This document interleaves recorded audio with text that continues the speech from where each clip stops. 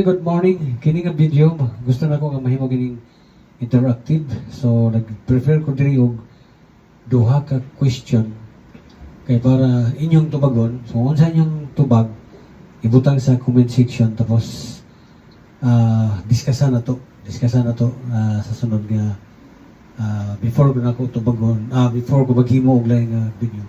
Atong tubagon ang inyong mga atong basahon ang inyong mga tubag o diya punta mag-discuss sa inyong mga tubag, no?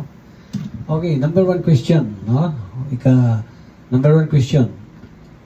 Ngano makasasala ang tao? O nganong makasasala man ang tao? O, number one question. Ngano man nga makasasala ang tao? Ikaduha, ma-perfect ba ang tao? Ma-perfect pa ba ang tao? O mahingpit pa ba? O mawala ba iyang pagkamakasasala? O ito ma-perfect. Ma-perfect ba ang tao? So, duha ka question. Ngano nga makasasala ang tao? Sa imong tubag, bahala dili base sa Biblia, basta sa imo lang ang tanang tubag tama, walay mali. Tungod kay diya sa inyong tubag atong diskusan. Ya pag-discuss na to base na sa Bible. Sa ang inyong mga tubag, not necessarily biblical inyong tubag.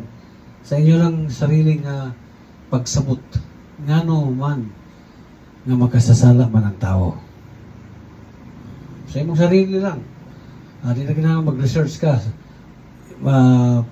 Sa imuhang personal nga panghuna-huna. Okay? Number 2, ma-perfect pa ba ang tao?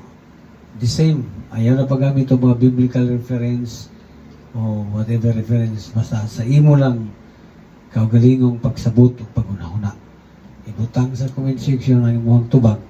Kanya, ato ng diskusyon sa biblical na nga